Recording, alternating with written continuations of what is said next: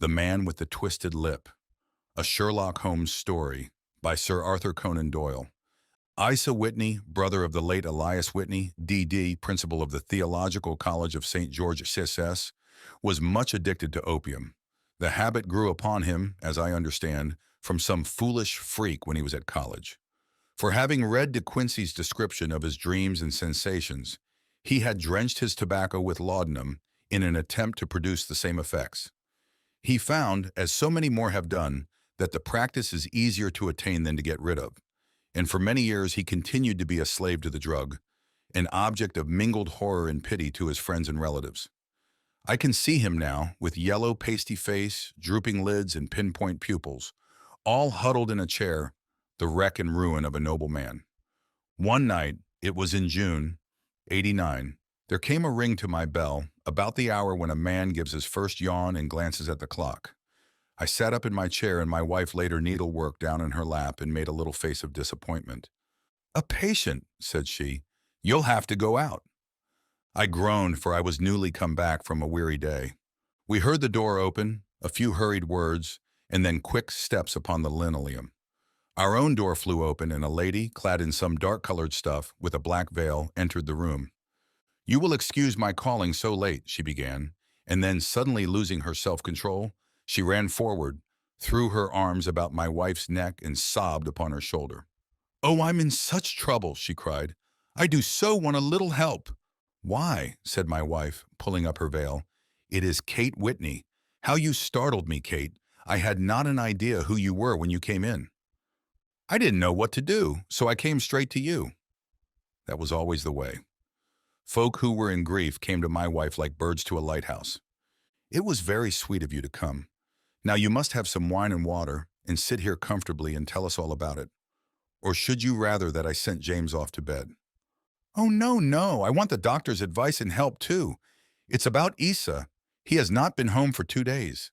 I am so frightened about him." It was not the first time that she had spoken to us of her husband's trouble, to me as a doctor, to my wife as an old friend and school companion. We soothed and comforted her by such words as we could find. Did she know where her husband was? Was it possible that we could bring him back to her? It seems that it was. She had the surest information that of late he had, when the fit was on him, made use of an opium den in the farthest east of the city. Hitherto his orgies had always been confined to one day, and he had come back, twitching and shattered, in the evening. But now the spell had been upon him 48 hours, and he lay there, doubtless among the dregs of the docks, breathing in the poison or sleeping off the effects. There he was to be found, she was sure of it, at the Bar of Gold in Upper Swandam Lane. But what was she to do? How could she, a young and timid woman, make her way into such a place and pluck her husband out from among the ruffians who surrounded him? There was the case, and of course there was but one way out of it. Might I not escort her to this place? And then, as a second thought, why should she come at all? I was Isa Whitney's medical advisor, and as such I had influence over him. I could manage it better if I were alone. I promised her on my word that I would send him home in a cab within 2 hours if he were indeed at the address which she had given me. And so in 10 minutes I had left my armchair and cheery sitting room behind me and was speeding eastward in a hansom on a strange errand, as it seemed to me at the time, though the future only could show how strange it was to be. But there was no great difficulty in the first stage of my adventure. Upper Swandam Lane is a vile alley lurking behind the high wharves which line the north side of the river to the east of London Bridge. Between a slop shop and a gin shop, approached by a steep flight of steps leading down to a black gap like the mouth of a cave, I found the den of which I was in search. Ordering my cab to wait, I passed down the steps, worn hollow in the center by the ceaseless tread of drunken feet, and by the light of a flickering oil lamp above the door, I found the latch and made my way into a long, low room, thick and heavy with the brown opium smoke and terraced with wooden berths, like the forecastle of an emigrant ship. Through the gloom, one could dimly catch a glimpse of bodies lying in strange, fantastic poses, bowed shoulders, bent knees, heads thrown back, and chins pointing upward, with here and there a dark, lackluster eye turned upon the newcomer. Out of the black shadows there glimmered little red circles of light, now bright, now faint, as the burning poison waxed or waned in the bowls of the metal pipes. The most lay silent, but some muttered to themselves, and others talked together in a strange, low, monotonous voice, their conversation coming in gushes, and then suddenly tailing off into silence, each mumbling out his own thoughts and paying little heed to the words of his neighbor. At the farther end was a small brazier of burning charcoal, beside which on a three-legged wooden stool there sat a tall, thin old man, with his jaw resting upon his two fists and his elbows upon his knees, staring into the fire. As I entered, a sallow Malay attendant had hurried up with a pipe for me and a supply of the drug, beckoning me to an empty berth. "Thank you. I have not come to stay," said I. "There is a friend of mine here, Mr. Isa Whitney, and I wish to speak with him." There was a movement and an exclamation from my right, and peering through the gloom, I saw Whitney, pale, haggard, and unkempt, staring out at me. "My God, it's Watson," said he. He was in a pitiable state of reaction, with every nerve in a twitter. "I say, Watson, what o'clock is it?" "Nearly 11. Of what day?" "Of Friday, June 19th. "Good heavens, I thought it was Wednesday." "It is Wednesday. What do you want to frighten a chap for?" He sank his face onto his arms and began to sob in a high treble key. "I tell you that it is Friday, man. Your wife has been waiting this 2 days for you. You should be ashamed of yourself." "So I am, but you've got mixed, Watson, for I have only been here a few hours. 3 pipes, 4 pipes, I forget how many. But I'll go home with you. I wouldn't frighten Kate, poor little Kate. Give me your hand. Have you a cab?" "Yes, I have one waiting." "Then I shall go in it. But I must owe something." "Find what I owe, Watson. I am all off color. I can do nothing for myself." I walked down the narrow passage between the double row of sleepers, holding my breath to keep out the vile, stupefying fumes of the drug, and looking about for the manager. As I passed the tall man who sat by the brazier, I felt a sudden pluck at my skirt, and a low voice whispered, "Walk past me, and then look back at me." The words fell quite distinctly upon my ear. I glanced down. They could only have come from the old man at my side, and yet he sat now as absorbed as ever, very thin, very wrinkled, bent with age, an opium pipe dangling down from between his knees, as though it had dropped in sheer lassitude from his fingers. I took 2 steps forward and looked back. It took all my self-control to prevent me from breaking out into a cry of astonishment. He had turned his back so that none could see him but I. His form had filled out, his wrinkles were gone, the dull eyes had regained their fire, and there, sitting by the fire and grinning at my surprise, was none other than Sherlock Holmes. He made a slight motion to me to approach him, and instantly, as he turned his face half around to the company once more, subsided into a doddering, loose-lipped senility. "Holmes," I whispered, "what on earth are you doing in this den?" "As low as you can," he answered. "I have excellent ears. If you would have the great kindness to get rid of that sottish friend of yours, I should be exceedingly glad to have a little talk with you." "I have a cab outside." "Then pray send him home in it. You may safely trust him, for he appears to be too limp to get into any mischief. I should recommend you also to send a note by the cabman to your wife to say that you have thrown in your lot with me. If you will wait outside, I shall be with you in 5 minutes." It was difficult to refuse any of Sherlock Holmes's requests, for they were always so exceedingly definite and put forward with such a quiet air of mastery. I felt, however, that when Whitney was once confined in the cab, my mission was practically accomplished.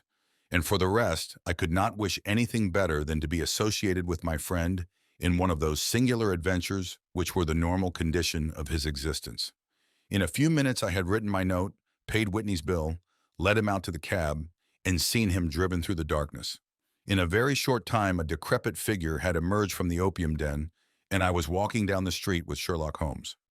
For 2 streets he shuffled along with a bent back and an uncertain foot. Then, glancing quickly round, he straightened himself out and burst into a hearty fit of laughter. "I suppose, Watson," said he, "that you imagine that I have added opium smoking to cocaine injections and all the other little weaknesses on which you have favored me with your medical views. I was certainly surprised to find you there, but not more so than I to find you.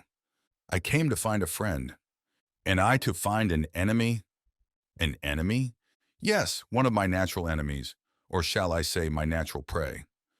Briefly, Watson, I am in the midst of a very remarkable inquiry, and I have hoped to find a clue in the incoherent ramblings of these sots, as I have done before now. Had I been recognized in that den, my life would not have been worth an hour's purchase, for I have used it before now for my own purposes, and the rascally lascar who runs it has sworn to have vengeance upon me. There is a trapdoor at the back of that building, near the corner of Paul's Wharf, which could tell some strange tales of what has passed through it upon the moonless nights. What? You do not mean bodies? Aye, bodies, Watson. We should be rich men if we had pound 1,000 for every poor devil who has been done to death in that den. It is the vilest murder trap on the whole riverside, and I fear that Neville St. Clair has entered it never to leave it more. But our trap should be here.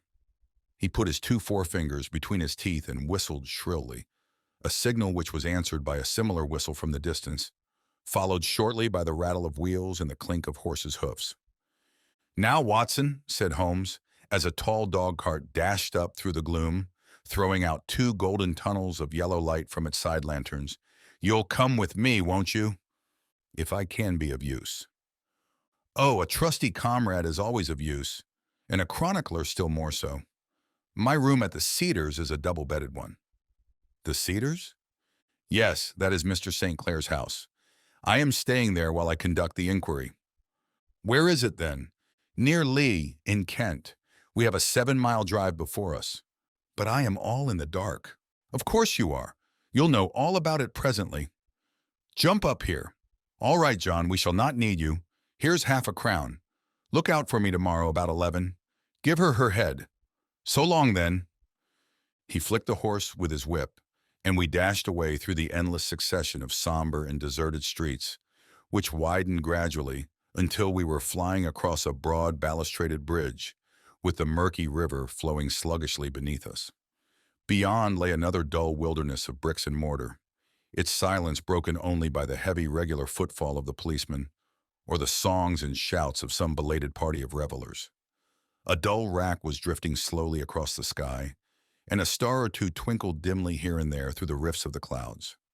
Holmes drove in silence with his head sunk upon his breast, and the air of a man who is lost in thought, while I sat beside him, curious to learn what this new quest might be, which seemed to tax his power so sorely, and yet afraid to break in upon the current of his thoughts.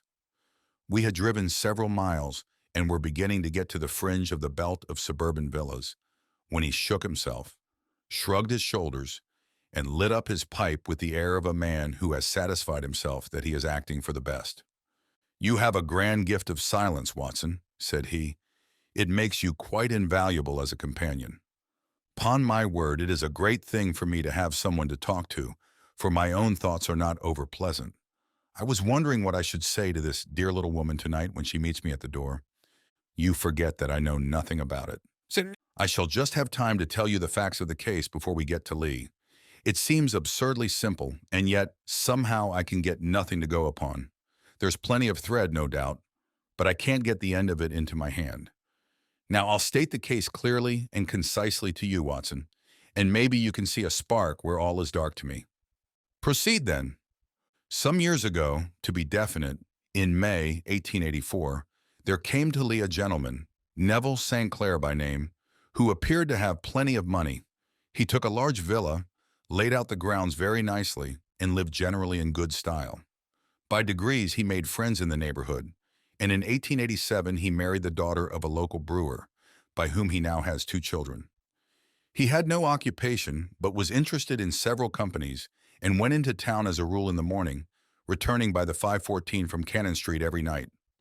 Mr. St. Clair is now 37 years of age, is a man of temperate habits, a good husband, a very affectionate father, and a man who is popular with all who know him.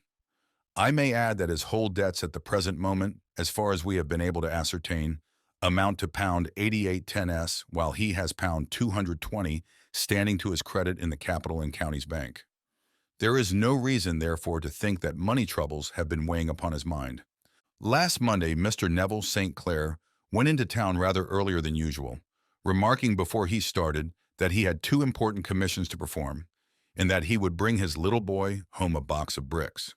Now, by the merest chance, his wife received a telegram upon this same Monday, very shortly after his departure, to the effect that a small parcel of considerable value, which she had been expecting, was waiting for her at the offices of the Aberdeen Shipping Company.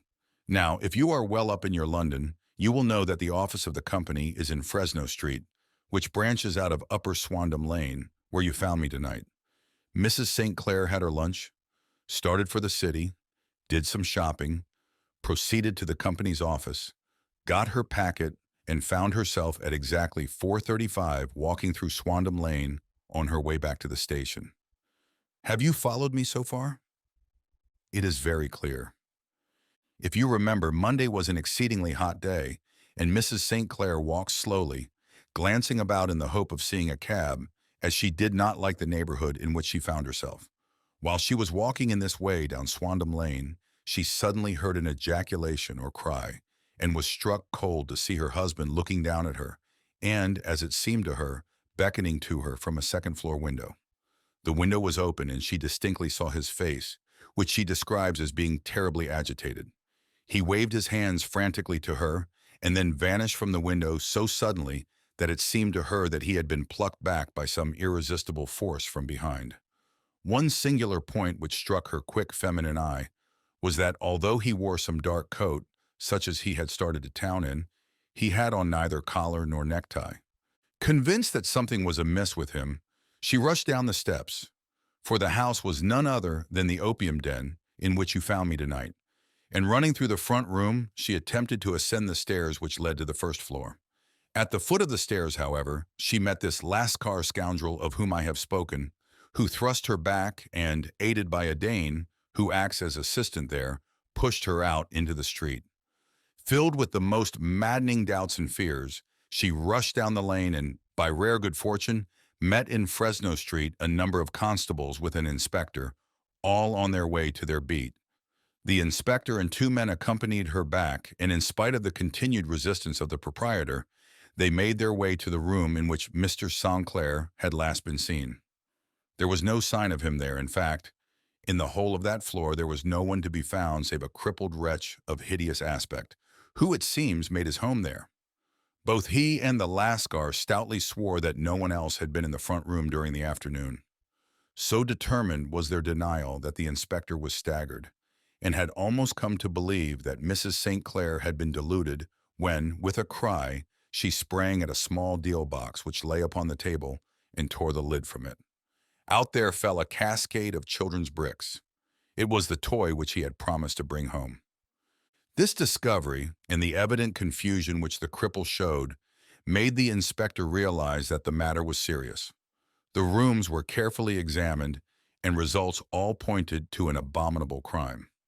The front room was plainly furnished as a sitting room and led into a small bedroom, which looked out upon the back of one of the wharves. Between the wharf and the bedroom window is a narrow strip, which is dry at low tide but is covered at high tide with at least 4.5 feet of water. The bedroom window was a broad one and open from below. On examination, traces of blood were to be seen upon the windowsill, and several scattered drops were visible upon the wooden floor of the bedroom. Thrust away behind a curtain in the front room were all the clothes of Mr. Neville St. Clair, with the exception of his coat, his boots, his socks, his hat, and his watch. All were there. There were no signs of violence upon any of these garments, and there were no other traces of Mr. Neville St. Clair. Out of the window he must apparently have gone, for no other exit could be discovered, and the ominous bloodstains upon the sill gave little promise that he could save himself by swimming, for the tide was at its very highest at the moment of the tragedy. And now as to the villains who seemed to be immediately implicated in the matter. The Lascar was known to be a man of the vilest antecedents, but as, by Mrs. St. Clair's story, he was known to have been at the foot of the stair within a very few seconds of her husband's appearance at the window, he could hardly have been more than an accessory to the crime.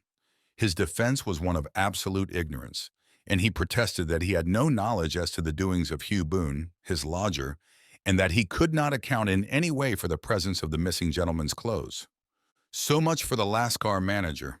Now for the sinister cripple who lives upon the second floor of the opium den, and who was certainly the last human being whose eyes rested upon Neville St. Clair. His name is Hugh Boone, and his hideous face is one which is familiar to every man who goes much to the city. He is a professional beggar, though in order to avoid the police regulations, he pretends to a small trade in wax vestas. Some little distance down Threadneedle Street, upon the left-hand side, there is, as you may have remarked, a small angle in the wall. Here it is that this creature takes his daily seat, cross-legged with his tiny stock of matches on his lap. And as he is a piteous spectacle, a small rain of charity descends into the greasy leather cap which lies upon the pavement beside him. I have watched the fellow more than once before ever I thought of making his professional acquaintance, and I have been surprised at the harvest which he has reaped in a short time. His appearance, you see, is so remarkable that no one can pass him without observing him. A shock of orange hair, a pale face disfigured by a horrible scar which, by its contraction, has turned up the outer edge of his upper lip, a bulldog chin, and a pair of very penetrating dark eyes, which present a singular contrast to the color of his hair, all mark him out from amid the common crowd of mendicants. And so, too, does his wit, for he is ever ready with a reply to any piece of chaff which may be thrown at him by the passers-by. This is the man whom we now learn to have been the lodger at the opium den, and to have been the last man to see the gentleman of whom we are in quest. "But a cripple," said I. "What could he have done single-handed against a man in the prime of life?" "He is a cripple in the sense that he walks with a limp, but in other respects he appears to be a powerful and well-nurtured man. Surely your medical experience would tell you, Watson, that weakness in one limb is often compensated for by exceptional strength in the others. Pray continue your narrative." Mrs. St. Clair had fainted at the sight of the blood upon the window, and she was escorted home in a cab by the police, as her presence could be of no help to them in their investigations. Inspector Barton, who had charge of the case, made a very careful examination of the premises, but without finding anything which threw any light upon the matter. One mistake had been made in not arresting Boone instantly, as he was allowed some few minutes during which he might have communicated with his friend, the Lascar. But this fault was soon remedied, and he was seized and searched, without anything being found which could incriminate him. There were, it is true, some bloodstains upon his right shirt sleeve, but he pointed to his ring finger, which had been cut near the nail, and explained that the bleeding came from there, adding that he had been to the window not long before, and that the stains which had been observed there came doubtless from the same source. He denied strenuously having ever seen Mr. Neville St. Clair, and swore that the presence of the clothes in his room was as much a mystery to him as to the police. As to Mrs. St. Clair's assertion that she had actually seen her husband at the window, he declared that she must have been either mad or dreaming. He was removed, loudly protesting, to the police station, while the inspector remained upon the premises in the hope that the ebbing tide might afford some fresh clue. And it did, though they hardly found upon the mudbank what they had feared to find. It was Neville St. Clair's coat, and not Neville St. Clair, which lay uncovered as the tide receded. And what do you think they found in the pockets? I cannot imagine. No, I don't think you would guess. Every pocket stuffed with pennies and halfpennies, 421 pennies, and 270 halfpennies. It was no wonder that it had not been swept away by the tide. But a human body is a different matter. There is a fierce eddy between the wharf and the house. It seemed likely enough that the weighted coat had remained when the stripped body had been sucked away into the river. But I understand that all the other clothes were found in the room. Would the body be dressed in a coat alone? No, sir, but the facts might be met speciously enough. Suppose that this man Boone had thrust Neville St. Clair through the window. There is no human eye which could have seen the deed. What would he do then? It would, of course, instantly strike him that he must get rid of the telltale garments. He would seize the coat then, and be in the act of throwing it out, when it would occur to him that it would swim and not sink. He has little time, for he has heard the scuffle downstairs when the wife tried to force her way up. And perhaps he has already heard from his Lascar confederate that the police are hurrying up the street. There is not an instant to be lost. He rushes to some secret hoard, where he has accumulated the fruits of his beggary, and he stuffs all the coins upon which he can lay his hands into the pockets to make sure of the coat's sinking. He throws it out, and would have done the same with the other garments, had not he heard the rush of steps below. and only just had time to close the window when the police appeared. It certainly sounds feasible. Well, we will take it as a working hypothesis for want of a better. Boone, as I have told you, was arrested and taken to the station, but it could not be shown that there had ever before been anything against him. He had for years been known as a professional beggar, but his life appeared to have been a very quiet and innocent one. There the matter stands at present, and the questions which have to be solved. What Neville St. Clair was doing in the opium den? What happened to him when there? Where is he now? And what Hugh Boone had to do with his disappearance are all as far from a solution as ever. I confess that I cannot recall any case within my experience which looked at the first glance so simple and yet which presented such difficulties. While Sherlock Holmes had been detailing this singular series of events, we had been whirling through the outskirts of the great town until the last straggling houses had been left behind, and we rattled along with a country hedge upon either side of us. Just as he finished, however, we drove through two scattered villages, where a few lights still glimmered in the windows. "We are on the outskirts of Lee," said my companion. "We have touched on 3 English counties in our short drive, starting in Middlesex, passing over an angle of Surrey, and ending in Kent. See that light among the trees? That is the Cedars, and beside that lamp sits a woman whose anxious ears have already, I have little doubt, caught the clink of our horses' feet." "But why are you not conducting the case from Baker Street?" I asked. "Because there are many inquiries which must be made out here. Mrs. St. Clair has most kindly put 2 rooms at my disposal, and you may rest assured that she will have nothing but a welcome from my friend and colleague. I hate to meet her, Watson, when I have no news of her husband. Here we are. Whoa there, whoa!" We had pulled up in front of a large villa which stood within its own grounds. A stable boy had run out to the horse's head, and springing down, I followed Holmes up the small, winding gravel drive which led to the house. As we approached, the door flew open, and a little blonde woman stood in the opening, clad in some sort of light mousseline de soie, with a touch of fluffy pink chiffon at her neck and wrists. She stood with her figure outlined against the flood of light, one hand upon the door, one half raised in her eagerness, her body slightly bent, her head and face protruded, with eager eyes and parted lips, a standing question. "Well?" she cried. "Well?" And then, seeing that there were 2 of us, she gave a cry of hope which sank into a groan as she saw that my companion shook his head and shrugged his shoulders. "No good news?" "None." "No bad?" "No." "Thank God for that. But come in. You must be weary, for you have had a long day. This is my friend, Dr. Watson. He has been of most vital use to me in several of my cases, and a lucky chance has made it possible for me to bring him out and associate him with this investigation." "I am delighted to see you," said she, pressing my hand warmly.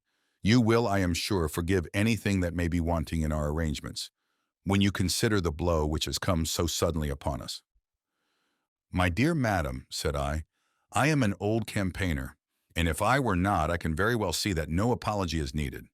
If I can be of any assistance, either to you or to my friend here, I shall be indeed happy." "Now, Mr. Sherlock Holmes," said the lady as we entered a well-lit dining room, upon the table of which a cold supper had been laid out, "I should very much like to ask you 1 or 2 plain questions, to which I beg that you will give a plain answer." "Certainly, madam." "Do not trouble about my feelings. I am not hysterical, nor given to fainting. I simply wish to hear your real opinion." "Upon what point? In your heart of hearts, do you think that Neville is alive?" Sherlock Holmes seemed to be embarrassed by the question. "Frankly now," she repeated, standing upon the rug and looking keenly down at him as he leaned back in a basket chair. "Frankly then, madam, I do not." "You think that he is dead?" "I do." "Murdered?" "I don't say that, perhaps." "And on what day did he meet his death?" "On Monday." "Then perhaps, Mr. Holmes, you will be good enough to explain how it is that I have received a letter from him today." Sherlock Holmes sprang out of his chair as if he had been galvanized. "What?" he roared. "Yes, today." She stood smiling, holding up a little slip of paper in the air. "May I see it?" "Certainly."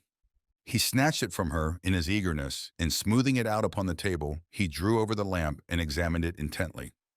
I had left my chair and was gazing at it over his shoulder. The envelope was a very coarse one and was stamped with the Gravesend postmark and with the date of that very day, or rather of the day before, for it was considerably after midnight. "Coarse writing," murmured Holmes. "Surely this is not your husband's writing, madam." "No, but the enclosure is. I perceive also that whoever addressed the envelope had to go and inquire as to the address." "How can you tell that?" "The name you see is in perfectly black ink, which has dried itself. The rest is of the grayish color, which shows that blotting paper has been used. If it had been written straight off and then blotted, none would be of a deep black shade.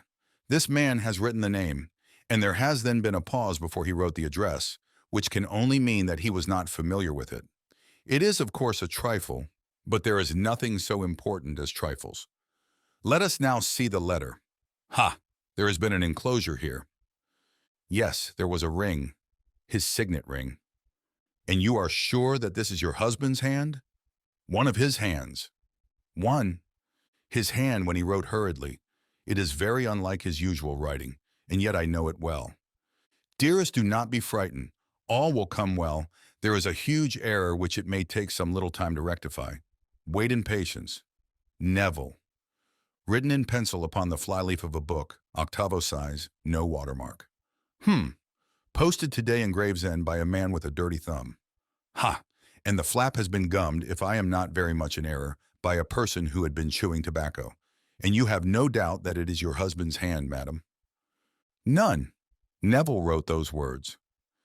"And they were posted today at Gravesend. Well, Mrs. St. Clair, the clouds lighten, though I should not venture to say that the danger is over." "But he must be alive, Mr. Holmes. Unless this is a clever forgery to put us on the wrong scent. The ring, after all, proves nothing. It may have been taken from him." "No, no, it is. It is his very own writing." "Very well. It may, however, have been written on Monday and only posted today." "That is possible. If so, much may have happened between." "Oh, you must not discourage me, Mr. Holmes. I know that all is well with him. There is so keen a sympathy between us that I should know if evil came upon him. On the very day that I saw him last, he cut himself in the bedroom. And yet I, in the dining room, rushed upstairs instantly with the utmost certainty that something had happened. Do you think that I would respond to such a trifle and yet be ignorant of his death? I have seen too much not to know that the impression of a woman may be more valuable than the conclusion of an analytical reasoner. And in this letter you certainly have a very strong piece of evidence to corroborate your view. But if your husband is alive and able to write letters, why should he remain away from you?" "I cannot imagine. It is unthinkable." "And on Monday he made no remarks before leaving you?" "No." "And you were surprised to see him in Swandam Lane?" "Very much so." "Was the window open?" "Yes." "Then he might have called to you." "He might." "He only, as I understand, gave an inarticulate cry." "Yes." "A call for help." "You thought?" "Yes." He waved his hands. "But it might have been a cry of surprise. Astonishment at the unexpected sight of you might cause him to throw up his hands." "It is possible." "And you thought he was pulled back?" "He disappeared so suddenly." "He might have leaped back." "You did not see anyone else in the room?" "No, but this horrible man confessed to having been there, and the Lascar was at the foot of the stairs." "Quite so. Your husband, as far as you could see, had his ordinary clothes on, but without his collar or tie. I distinctly saw his bare throat." "Had he ever spoken of Swandam Lane?"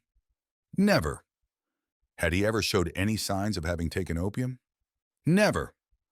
"Thank you, Mrs. St. Clair. Those are the principal points about which I wish to be absolutely clear. We shall now have a little supper and then retire, for we may have a very busy day tomorrow." A large and comfortable double-bedded room had been placed at our disposal, and I was quickly between the sheets, for I was weary after my night of adventure. Sherlock Holmes was a man, however, who, when he had an unsolved problem upon his mind, would go for days and even for a week without rest, turning it over, rearranging his facts, looking at it from every point of view until he had either fathomed it or convinced himself that his data were insufficient. It was soon evident to me that he was now preparing for an all-night sitting. He took off his coat and waistcoat, put on a large blue dressing gown, and then wandered about the room collecting pillows from his bed and cushions from the sofa and armchairs. With these he constructed a sort of Eastern divan upon which he perched himself cross-legged, with an ounce of shag tobacco and a box of matches laid out in front of him. In the dim light of the lamp I saw him sitting there, an old briar pipe between his lips, his eyes fixed vacantly upon the corner of the ceiling, the blue smoke curling up from him, silent, motionless, with the light shining upon his strong-set aquiline features.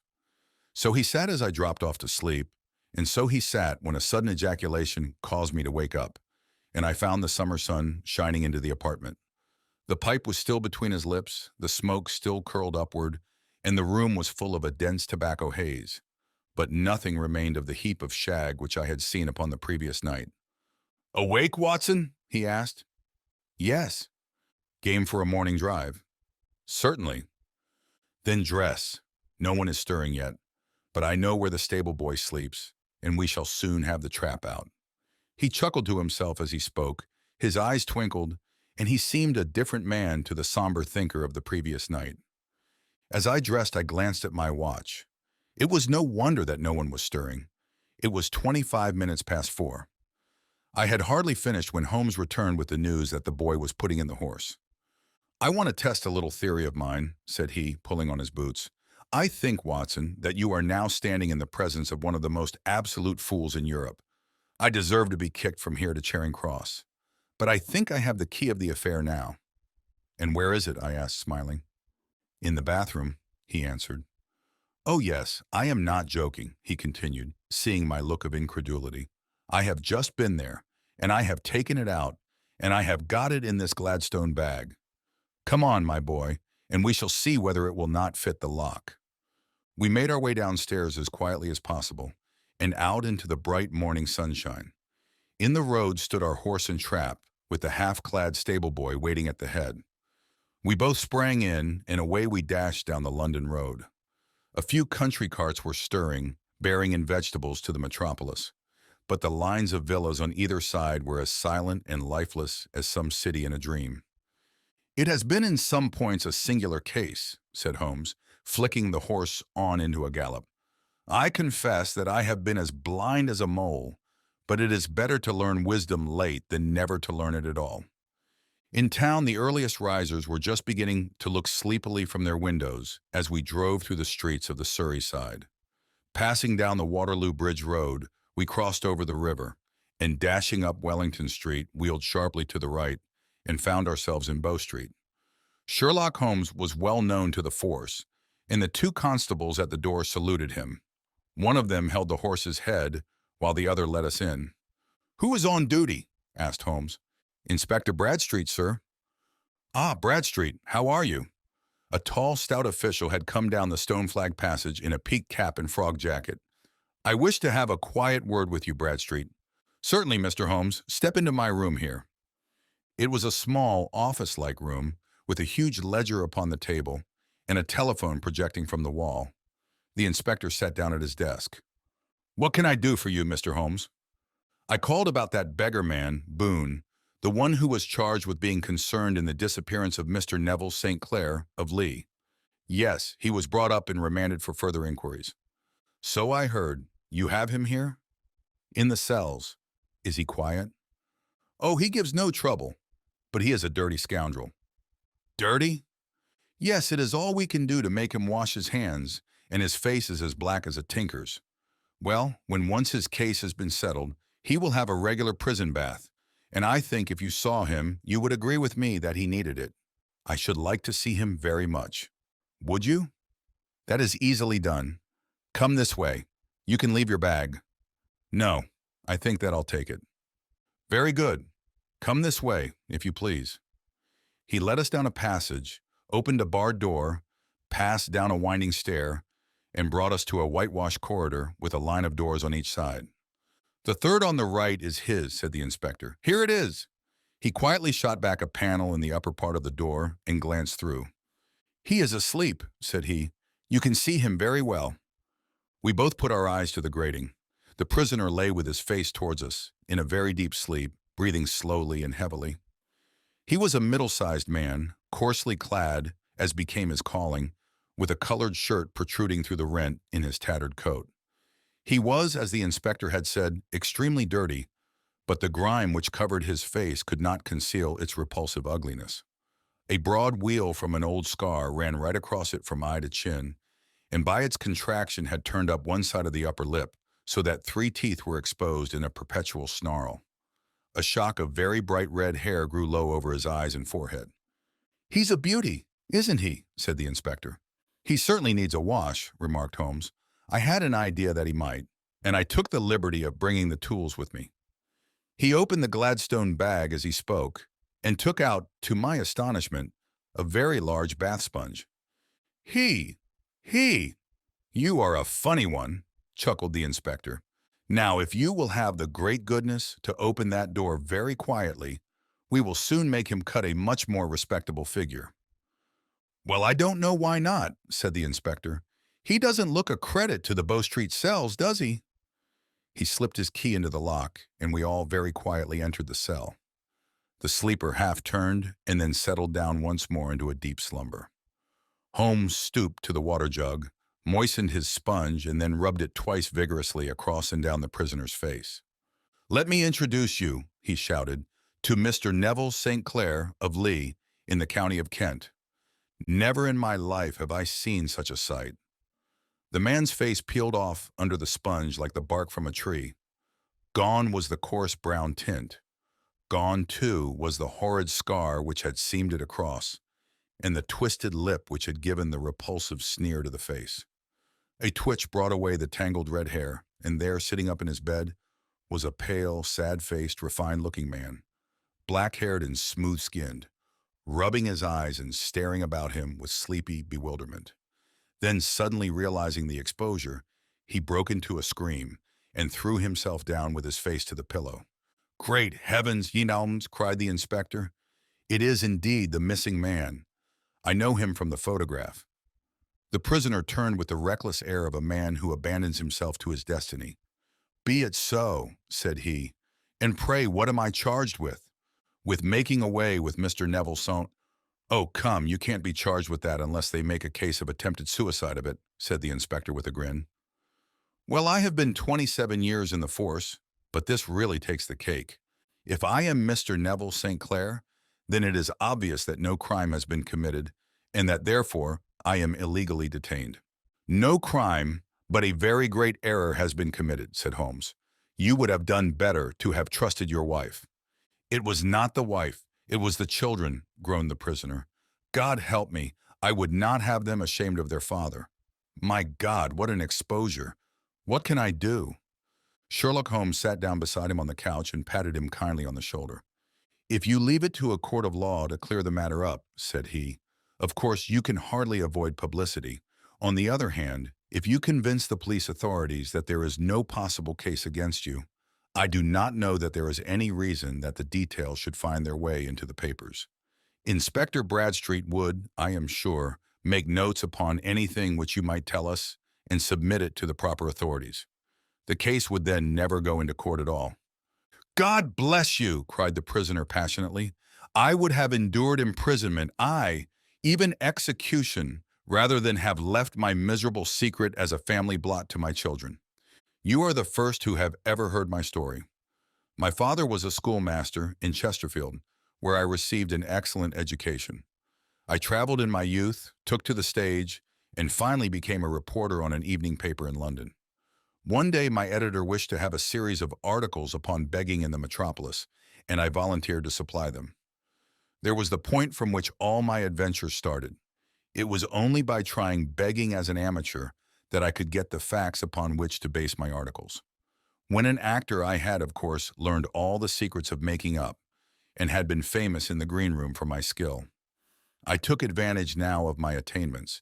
I painted my face, and to make myself as pitiable as possible, I made a good scar and fixed one side of my lip in a twist by the aid of a small slip of flesh-colored plaster. Then, with a red head of hair and an appropriate dress, I took my station in the business part of the city, ostensibly as a match seller, but really as a beggar. For 7 hours I plied my trade, and when I returned home in the evening, I found to my surprise that I had received no less than 26s 4d. I wrote my articles and thought little more of the matter until sometime later, I backed a bill for a friend and had a writ served upon me for £25. I was at my wit's end where to get the money, but a sudden idea came to me. I begged a fortnight's grace from the creditor, asked for a holiday from my employers, and spent the time in begging in the city under my disguise. In 10 days, I had the money and had paid the debt. Well, you can imagine how hard it was to settle down to arduous work at £2 a week when I knew that I could earn as much in a day by smearing my face with a little paint, laying my cap on the ground, and sitting still.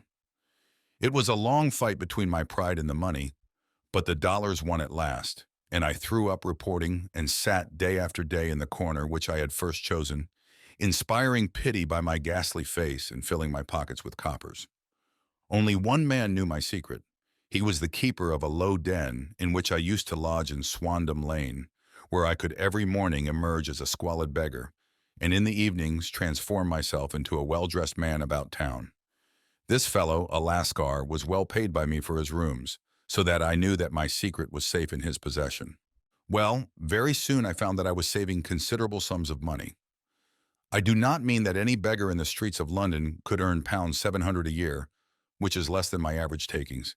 But I had exceptional advantages in my power of making up, and also in a facility of repartee which improved by practice and made me quite a recognized character in the city. All day a stream of pennies, varied by silver, poured in upon me, and it was a very bad day in which I failed to take £2. As I grew richer, I grew more ambitious, took a house in the country, and eventually married, without anyone having a suspicion as to my real occupation. My dear wife knew that I had business in the city. She little knew what. Last Monday I had finished for the day and was dressing in my room above the opium den when I looked out of my window and saw, to my horror and astonishment, that my wife was standing in the street with her eyes fixed full upon me. I gave a cry of surprise, threw up my arms to cover my face, and rushing to my confidant, the Lascar, entreated him to prevent anyone from coming up to me. I heard her voice downstairs, but I knew that she could not ascend. Swiftly I threw off my clothes, pulled on those of a beggar, and put on my pigments and wig. Even a wife's eyes could not pierce so complete a disguise. But then it occurred to me that there might be a search in the room, and that the clothes might betray me. I threw open the window, reopening by my violence a small cut which I had inflicted upon myself in the bedroom that morning. Then I seized my coat, which was weighted by the coppers which I had just transferred to it from the leather bag in which I carried my takings. I hurled it out of the window, and it disappeared into the Thames. The other clothes would have followed, but at that moment there was a rush of constables up the stair, and a few minutes after I found, rather I confess to my relief, that instead of being identified as Mr. Neville St. Clair, I was arrested as his murderer. I do not know that there is anything else for me to explain. I was determined to preserve my disguise as long as possible, and hence my preference for a dirty face. Knowing that my wife would be terribly anxious, I slipped off my ring and confided it to the Lascar at a moment when no constable was watching me, together with a hurried scrawl, telling her that she had no cause to fear. "That note only reached her yesterday," said Holmes. "Good God, what a week she must have spent." "The police have watched this Lascar," said Inspector Bradstreet, "and I can quite understand that he might find it difficult to post a letter unobserved. Probably he handed it to some sailor customer of his, who forgot all about it for some days." "That was it," said Holmes, nodding approvingly. "I have no doubt of it. But have you never been prosecuted for begging?" "Many times. But what was a fine to me?" "It must stop here, however," said Bradstreet. "If the police are to hush this thing up, there must be no more of Hugh Boone. I have sworn it by the most solemn oaths which a man can take. In that case, I think that it is probable that no further steps may be taken. But if you are found again, then all must come out. I am sure, Mr. Holmes, that we are very much indebted to you for having cleared the matter up. I wish I knew how you reach your results." "I reached this one," said my friend, "by sitting upon 5 pillows and consuming an ounce of shag. I think, Watson, that if we drive to Baker Street, we shall just be in time for breakfast."